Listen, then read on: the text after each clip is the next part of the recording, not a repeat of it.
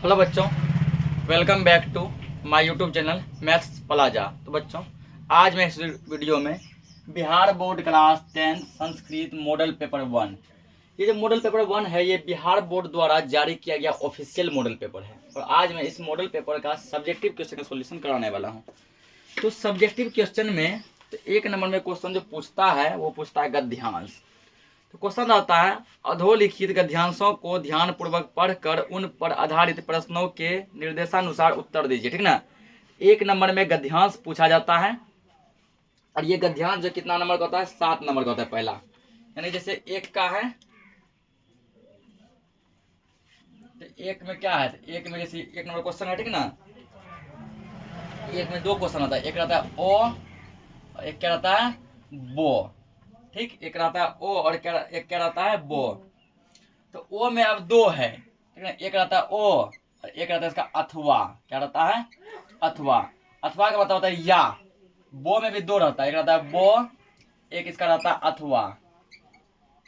अथवा अगर हम जो ओ नंबर का बनाएंगे, ठीक ना, तो अथवा वाला नहीं बनाएंगे, या तो ओ बनाएंगे या तो इसका अथवा बनाएंगे। तो एक का ये क्लियर हो गया। फिर एक का बो में आते हैं, तो या तो बो बनाएंगे या तो इसका क्या बनाएंगे, अथवा वाला बनेंगे। अथवा का मतलब होता है या। वो बनाए तो वो में जो अथवा लिखा रहता है वो नहीं बनाएंगे, और यदि ओ बनाएंगे तो ओ में जो अथवा लिखा रहता है वो नहीं बनाएंगे। ठीक ना।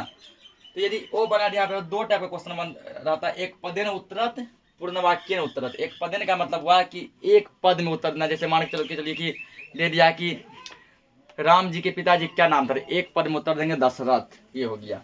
और अगला जो पूछता है वो रहता है पूर्ण वाक्यन, और एक पदेन वाला रहता है 1 नंबर में, अगला रहता है पूर्ण वाक्यन। पूर्ण वाक्यन का मतलब होता है पूरा वाक्य में लिखना है। जैसे राम जी के पिताजी का क्या नाम था, वहां लिखेंगे पूरे राम जी के पिताजी का नाम दशरथ था, ऐसे करके। तो गद्यांश तो क्लियर हो जाएगा, ठीक ना। गद्यांश लगभग सभी बच्चों से बन जाता है। दूसरा नंबर क्वेश्चन यहाँ पूछा है, निम्नलिखित में से किन्हीं 2 प्रश्नों के उत्तर दीजिए।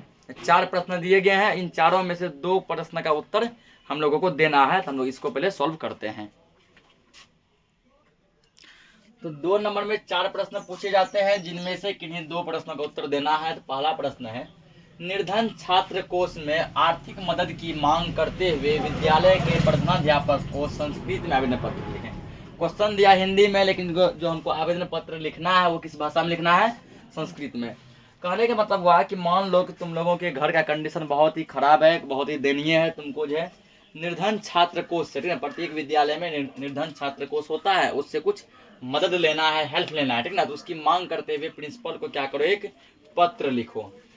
तो यहाँ लिखेंगे संस्कृत में कैसे, तो यहाँ उत्तर देना है,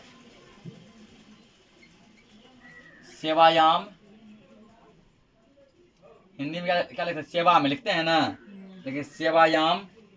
सेवायाम के बाद यहाँ लिखेंगे श्रीमान। यहाँ श्रीमान हलन तक है, श्रीमान प्रधानाचार्य, प्रधानाचार्य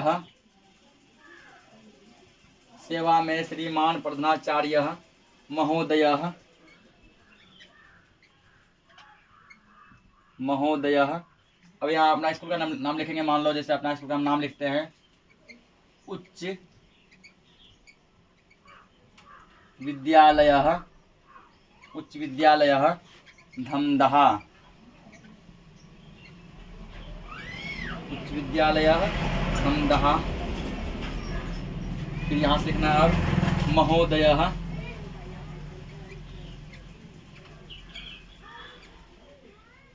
महोदय। अब यहाँ से अपना हम लोग क्या करेंगे, तो अपना हम लोग बात रखेंगे, ठीक है ना, कि सविनय, सविनियम। आज अपना बात रखना है,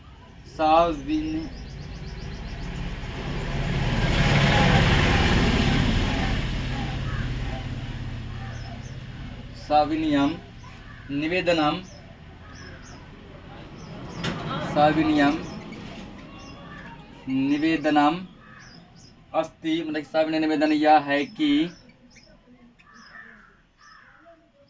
सविनियम निवेदनम अस्ति, सविनय निवेदन है कि यत, यत यानी कि मम अहम, अहम अत्र भवतः, अत्र भवतः, महम अहम अत्र भवतः,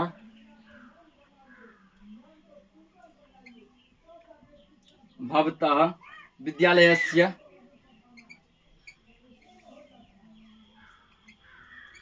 विद्यालयस्य दशम कक्षायाः, दशम कक्षायाः, दशम कक्षायाः छात्रः अस्मि, छात्रः अस्मि, अस्मि। मम पिता दिव्यांग, मम पिता दिव्यांग,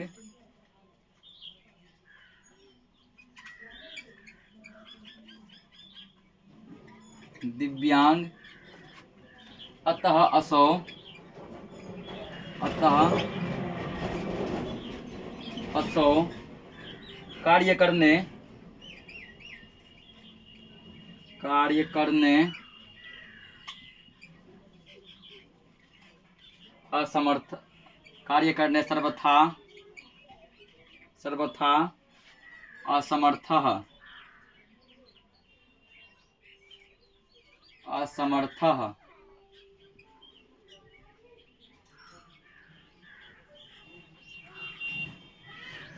मम माता, मम माता अन्येषां, मम माता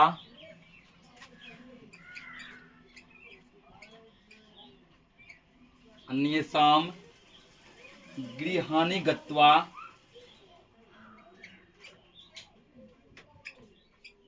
गृहाणि गत्वा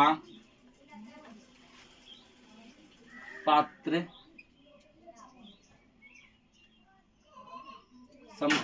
सम्मानजननम्, अतः सम्मान अर्जनम करोति, करोति। काठिन्येन,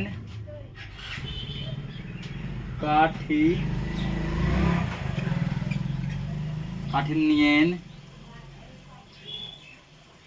च प्रतिमासं, प्रतिमासं पंचशतक,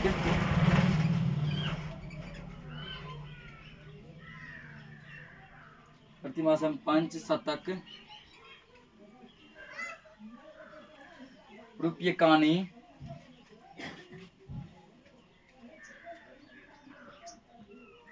रूप्यकाणि अर्जति।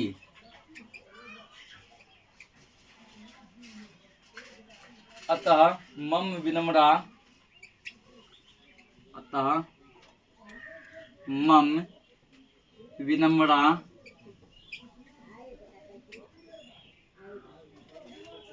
प्रार्थना अस्ति,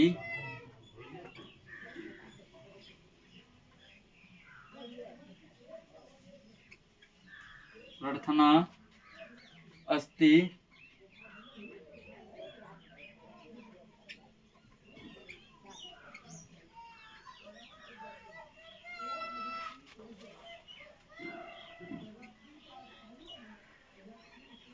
प्रार्थना अस्ति यः भवन्तः,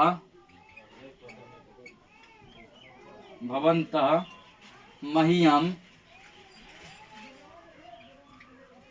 मह्यं कामपि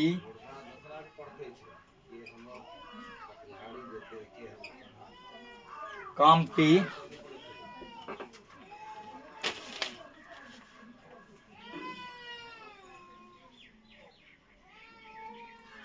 इतना नोट करो, जगह नहीं है, इसके बाद फिर देखते हैं आगे। कामपि छात्रवृत्तम, नीचे पर यहाँ से लिखना छात्र वृत्तम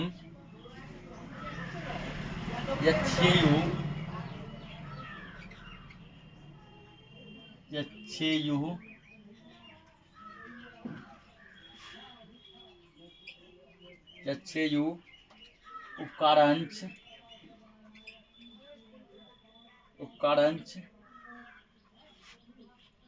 क्रूयुः, उपकारंच क्रूयुः, ठीक है ना। उसके बाद लिखेंगे यहाँ पे नीचे धन्यवाद,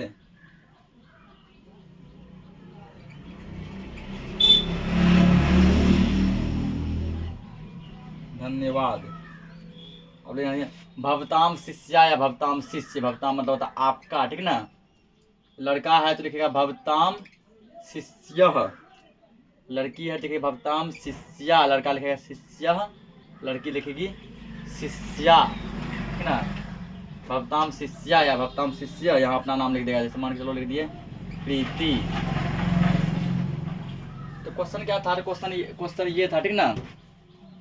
प्रधानाध्यापक को क्या करना है, संस्कृत में एक आवेदन पत्र लिखना है जिसमें ये बताना है कि घर का कंडीशन मेरा खराब है, हमको क्या कीजिए, तो निर्धन छात्र को उससे कुछ सहायता चाहिए, ठीक ना। करके सेवायाम श्रीमान प्रधानाचार्य महोदय, क्या ऊपर का फॉर्मेट, अपना स्कूल का नाम उच्च विद्यालय धमदाहा या फिर जिसका जो भी स्कूल का नाम है स्कूल का नाम देंगे महोदय। सविनयम निवेदनम अस्ति यत्, मतलब कि सविनय निवेदन यह है कि अहम अत्र भवता विद्यालय से 10वीं कक्षायाः छात्रः अस्ति, यहाँ छात्र लिखे हैं ना, तो यहाँ पे हम शिष्य करते हैं और लड़की यहाँ पे अपना शिष्या कर लेगी।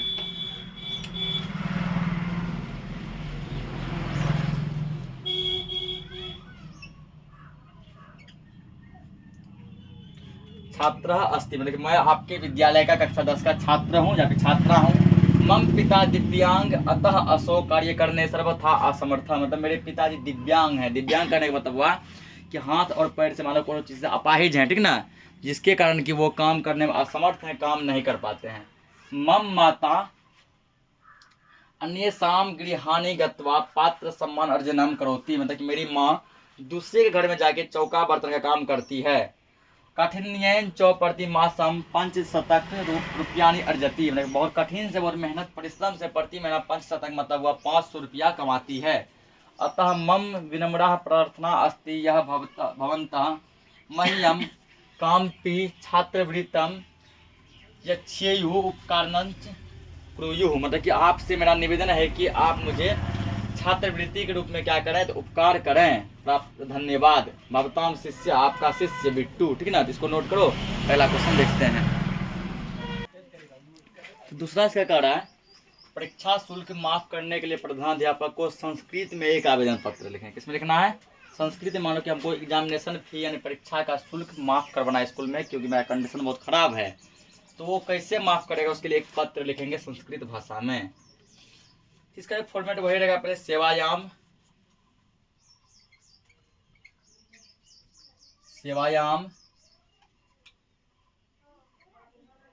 अपना उसके लिखे प्रधानाध्यापक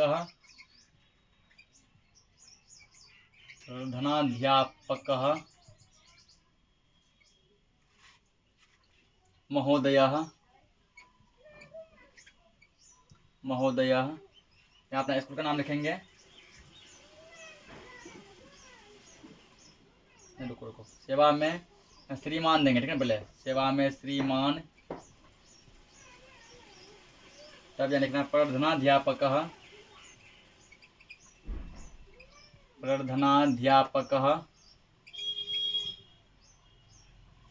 महोदय, अपना स्कूल का नाम यहाँ पे,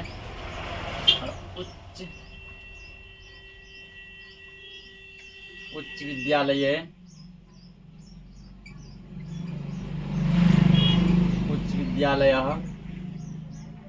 धमदाहा,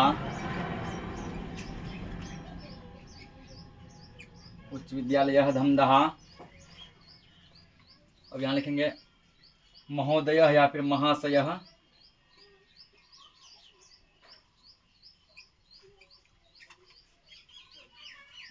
महोदय, या फिर यहाँ क्या लिखना है, महाशय। अब यहाँ से आप फॉर्मेट लिखेंगे सविनियम, सविनियम निवेदनम अस्ति, मतलब सविनय निवेदन यह है कि, सविनियम निवेदनम, सविनियम निवेदनम, निवेदनम अस्ति यत्, यत् मम पिता, यत् मम पिता सर्वकारे, सर्वकारे एकः, एकः चतुर्थ श्रेणी, चतुर्थ श्रेणी कर्मचारी अस्ति,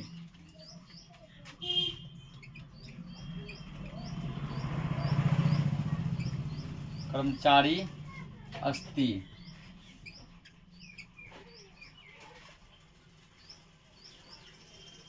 तस्य मासिक आयः, तस्य मासिक आयः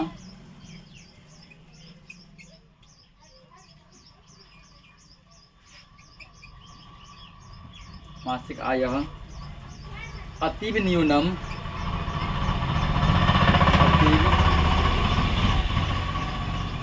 न्यूनः अस्ति येन, येन परिवारस्य, येन परिवारस्य निर्वाह, निर्वाह काठिन्येन, काठिन्येन भवति, भवति, ठीक ना। उस पर यहाँ करना आगे मम, मम परिवारे, मम परिवारे माता पिता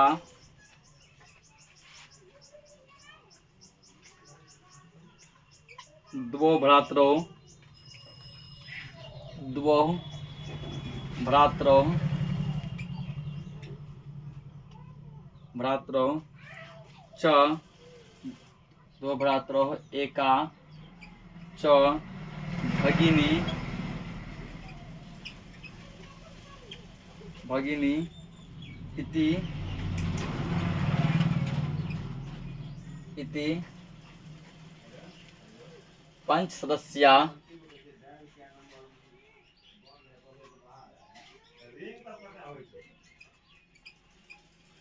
पंच सदस्या,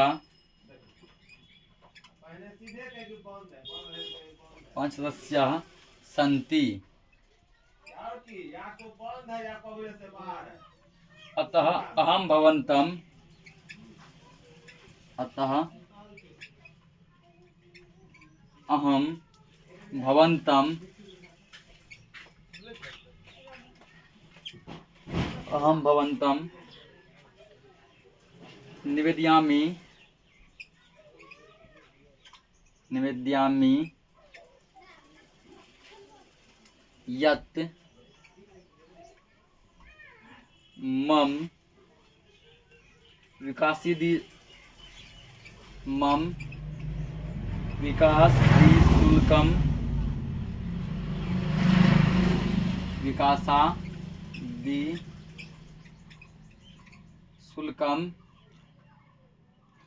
क्षमापयतु,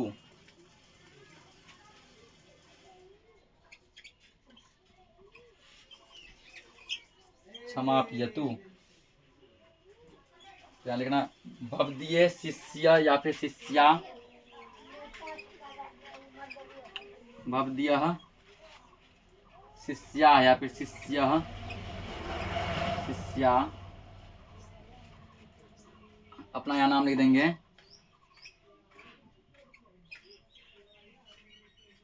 प्रीति कुमारी, जो लड़का लिखेगा यानी कि शिष्य, कक्षा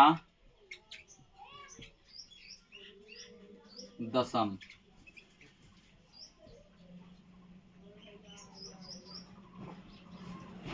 तो क्वेश्चन था कि परीक्षा शुल्क माफ करने के लिए प्रधानाध्यापक को एक आवेदन पत्र लिखना है। लेकिन सेवायाम श्रीमान प्रधानाध्यापक महोदय, अपने स्कूल का नाम उच्च विद्यालय धमदाहा, यहाँ लिखे महोदय या फिर महाशय।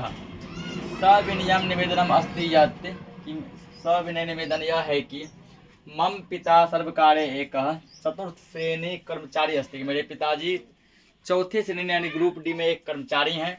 तस्य मासिक आय अतीव न्यूनः अस्ति, उसकी मासिक जो वेतन है वो बहुत ही कम है। येन परिवारस्य निर्वाहम कठिनेन भवति, जिसके कारण कि परिवार को पालन पोषण करने में बहुत ही कठिनाई का सामना करना पड़ता है। मम परिवारे माता पिता 2 भ्रातरो एकाचो भगिनी इति 5 सदस्या सन्ति, मेरे परिवार में मम्मी पापा 2 भाई और एक हम हैं। अतः अहम भवन्तम निवेदयामि यत् मम विकासादि शुल्कम क्षमापयतु, कि आपसे सविनय निवेदन यह है कि मेरा परीक्षा शुल्क माफ कर दें। भवदीया शिष्य यानी आपका प्रिय शिष्य, अपना नाम, कक्षा। इसको नोट करो। तो इसमें 2 प्रश्न बोला गया था बनाने थी ना, हमने कोई भी 2 प्रश्न का सोल्यूशन करा दिया है। अब अगला क्वेश्चन का सोल्यूशन करते हैं।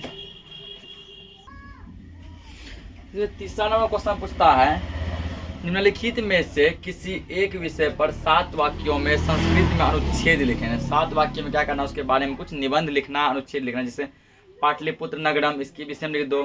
मम ग्राम, मेरा गांव, ठीक ना। आदर्श छात्र, आदर्श विद्यार्थी, बोध गया। हमने किसी भी एक विषय पर क्या करना, निबंध लिखना है। जैसे हिंदी में निबंध पूछता है 200 से 250 शब्दों में, इसमें निबंध पूछता है मात्र 7 वाक्य। मैंने 7 लाइन लिखो, 7 नंबर मिलेगा। निबंध के लिए हम एक अलग से वीडियो अपलोड कर देंगे। तो फिलहाल अब चौथा क्वेश्चन देखते हैं। चौथा में दिया है, निम्नलिखित में से किन्हीं 6 वाक्यों का अनुवाद करें। 12 को वाक्य दिया है, जिनमें से 6 वाक्य का क्या करना है, संस्कृत में अनुवाद करना है। तो चौथा प्रश्न यहाँ लिखेंगे, अधोलिखित अनुवाद निम्नलिखित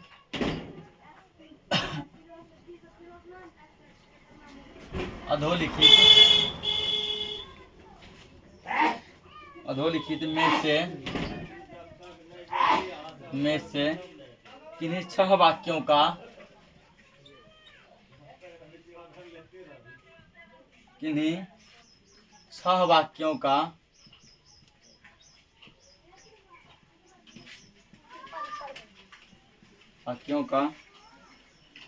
अनुवाद संस्कृत में करें। 6 वाक्यों का अनुवाद संस्कृत में करें।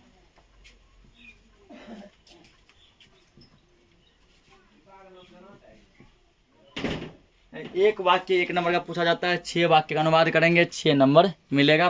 देता है 12 को, बनाना कोई 6 को। तो चलो 6 को लेते हैं। खो करके दिया है। जैसे मान लो पहला, आज सोमवार है, आज सोमवार है। ले कोई भी 6 जो सब इजी सब है, आसान उसको चुन लेते हैं, यहाँ का अनुवाद बनाएंगे। खो मान लो लिए, खो में जैसे लड़कियों में सीता सुंदर है,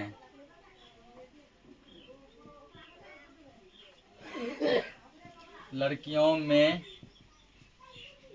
सीता सुंदर है। जरूरी नहीं कि एक शुरू से ही बनाएंगे, ठीक ना। जो भी हमको 6 आ रहा है वो बनेगा। अब मान के चलो खो के बारे में गो नहीं आ रहा है, गो नहीं लिखेंगे तो घो लिखेंगे। घो भी नहीं आ रहा है, अंघो आ रहा है तो उसको अंघो लिखेंगे, ठीक है। चलो हम गो ही लिखते हैं। तुमको कोई भी 6 को तुम लोग को बना देना है। उसने क्या कहा, पहला वाक्य, उसने क्या कहा। घो नंबर किसी को मतलब गो आ रहा है, घो अंघो नहीं आ रहा है, उसको चो आ रहा है, चो लिखेगा। मैं पढ़कर खेलूंगा, मैं पढ़कर खेलूंगा।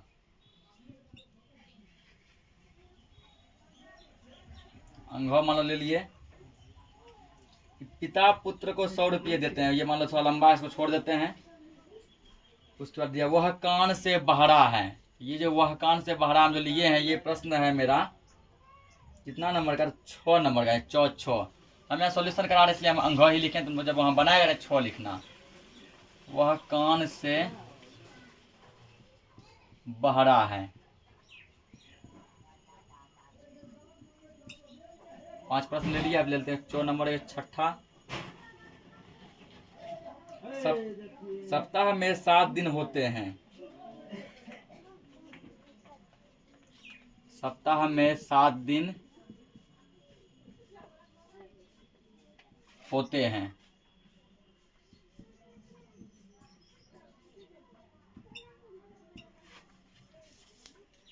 तो बनाते हैं सबका।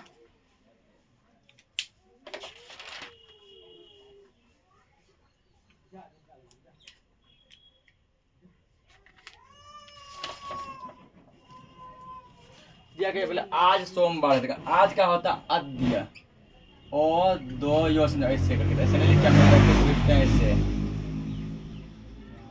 अद्य अद्य। और सोमवार का संस्कृत होता है चंद्रवार। अद्य चंद्रवार अस्ति, मतलब आज सोमवार है।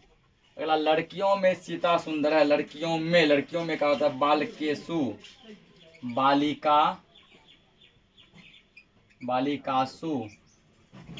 बालिकासु है लड़कियों में। सीता, सीता। सुंदर का होता है मनोरमा, मनोरमा। है का होता है अस्ति। बालिकासु सीता मनोरमा अस्ति। अगर उसने क्या कहा, उसने का होता है सह। क्या का होगा किम, कौन का मोहलंत, किम। कहा का कथितः। क्या हो गया क्वेश्चन मार्क, सह किम कथितः। अगला मैं पढ़कर खेलूंगा। तो मैं का होता अहम,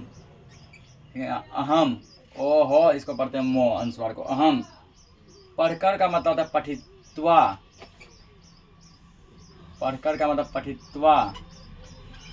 अहम पठित्वा। खेलूंगा मतलब क्रीडिष्यामि, खेलना का होता है क्रीड, लेकिन ये भविष्य में खेलेगा तो लग जाएगा श्यामी, क्रीडिष्यामि। वह कान से बहरा है, वह का होगा सह। कान से कर्णेन, कान से का कर्णेन। बहरा का होता है बधिरः। है का होता अस्ति।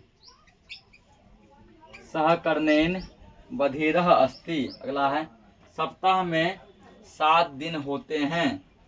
सप्ताह में क्या होगा सप्ताहे,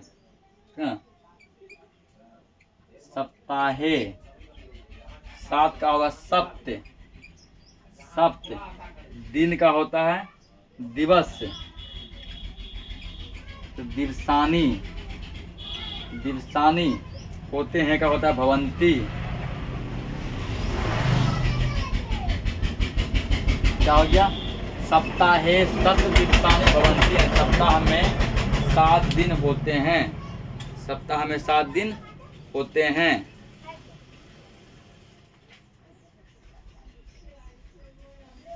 तो इसको नोट करो। आगे फिर जो दिया गया वो है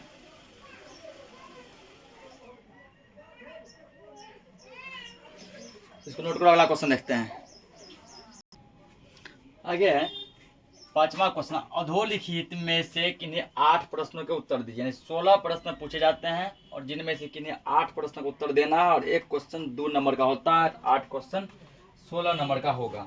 तो कोई भी 8 प्रश्न का उत्तर देना है। पहला प्रश्न हम लिए, अपने पाठ्य पुस्तक में से कोई एक श्लोक लिखें। ठीक है, तो जो भी श्लोक याद है पूरी किताब में, पूरे संस्कृत के बुक में जो भी एक श्लोक याद है वो एक श्लोक क्या करना है, लिखना है। चलो इसका उत्तर लिखते हैं। एक श्लोक उत्तर, अयम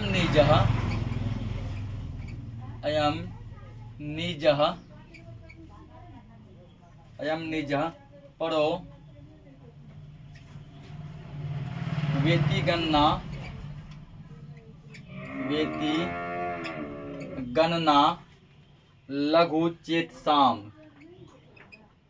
लघु चेतसाम। उदार चरिता नाम, उदार चरिता नाम, जो भी एक श्लोक याद है कोई भी यहाँ पे हम लोग लिख सकते हैं।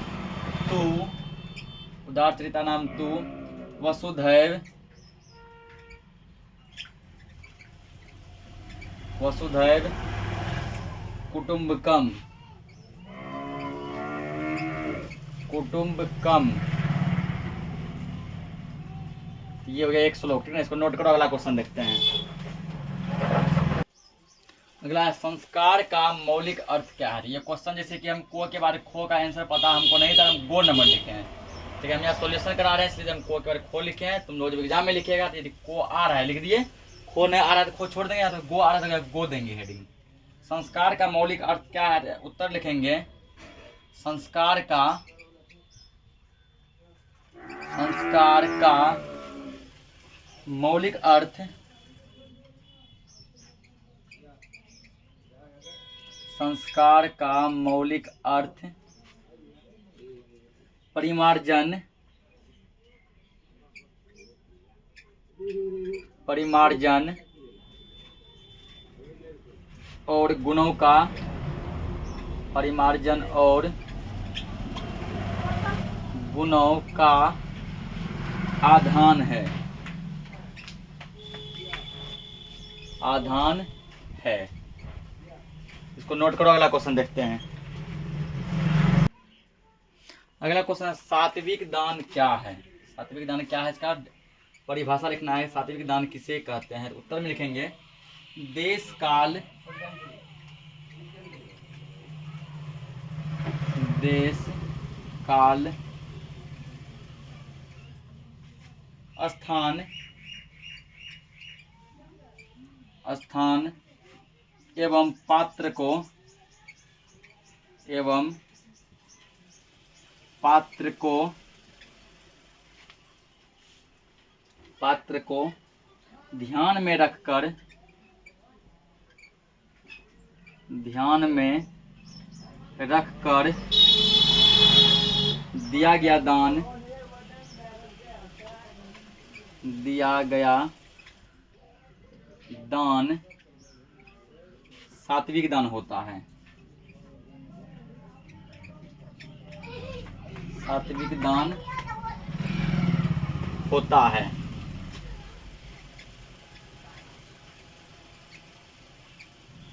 देश काल स्थान और पात्र, पात्र आदमी जिसको दान दे रहे हैं, इन सभी को ध्यान में रखकर जो दान दिया जाता है वो सात्विक दान कहलाता है। इसको नोट करो, अगला क्वेश्चन देखते हैं। अगला क्वेश्चन है राम प्रवेश राम की प्रतिष्ठा कहाँ कहाँ देखी जा रही है। राम प्रवेश राम जो पढ़े हैं, जो कि भिखन टोला का था, इसका प्रतिष्ठा कहाँ कहाँ देखा जा रहा है। तो उत्तर लिखेंगे कि राम प्रवेश राम की प्रतिष्ठा, राम प्रवेश राम की प्रतिष्ठा, प्रतिष्ठा अपने गांव,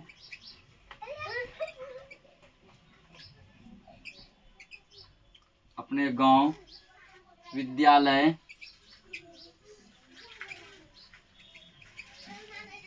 विद्यालय महाविद्यालय,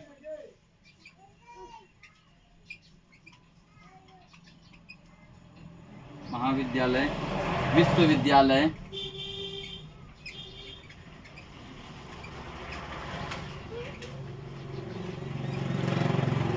विश्वविद्यालय अपने राज्य,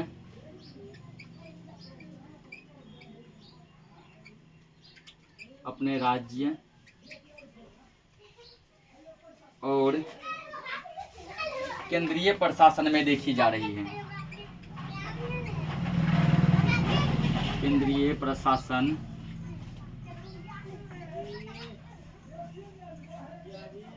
में देखी जा रही है।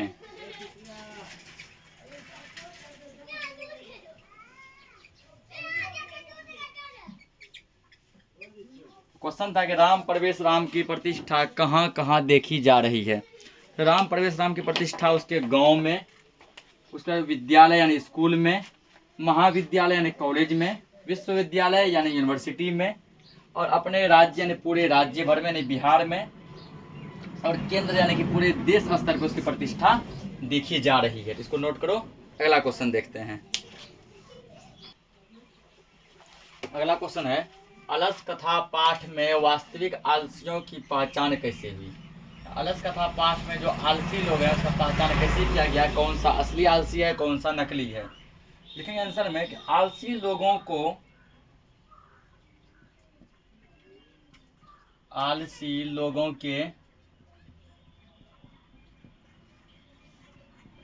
के सुख को देखकर, आलसी लोगों के सुख को देखकर धूर्त लोग भी छल से भोजन प्राप्त करने लगे। धूर्त लोग भी छल से भोजन प्राप्त करने लगे।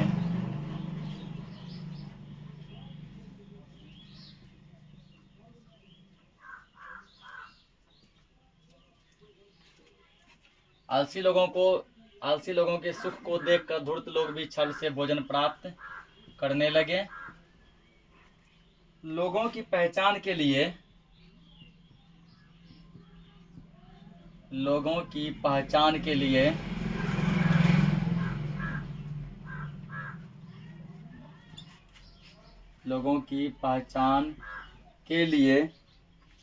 सोए हुए आलसियों के घर में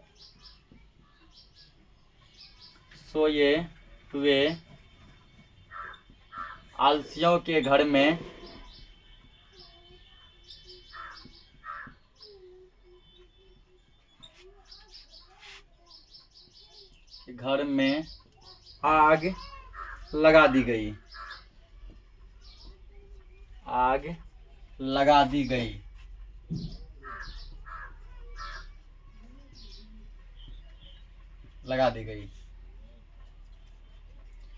धूर्त लोग घर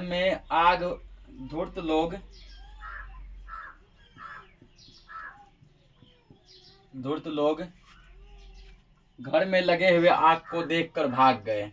लोग घर में लगे हुए आग को देखकर भाग गए।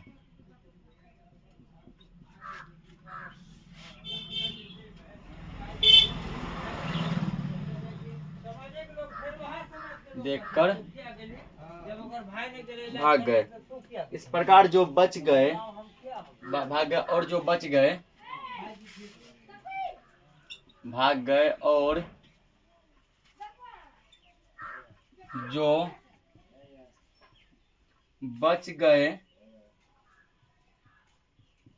वे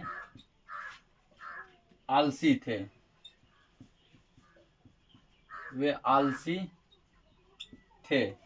इस प्रकार आलसियों की पहचान हुई। इस प्रकार वास्तविक आलसियों की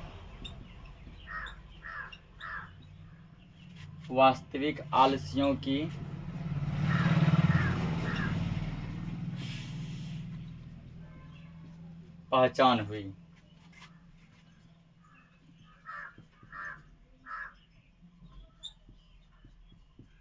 क्वेश्चन था कि अलस कथा पाठ में जो आलसी का पहचान किया गया वो कैसे हुआ था। तो जब लोग सब देखा, बाहरी लोग, कि आलसी लोग बहुत सुख सुविधा से खा रहे हैं, तो कुछ धूर्त लोग भी क्या किए, तो छल से आलसी बनकर भोजन करने लगे। तो असली आलसी की पहचान के लिए जब सभी आलसी सोए थे, संग में धूर्त लोग भी सोए थे, तो अलस सला में आग लगा दिया गया। तो जो धूर्त थे वो क्या हुए, अलस सला में लगे हुए आग को देखकर बाहर भाग गए। जो हकीकत के आलसी थे वो वहीं के वहीं पड़े रह गए, वो बाहर नहीं भागे। इस प्रकार आलसियों की पहचान की गई कि यही असली आलसी है। अगला एक और क्वेश्चन देखते हैं।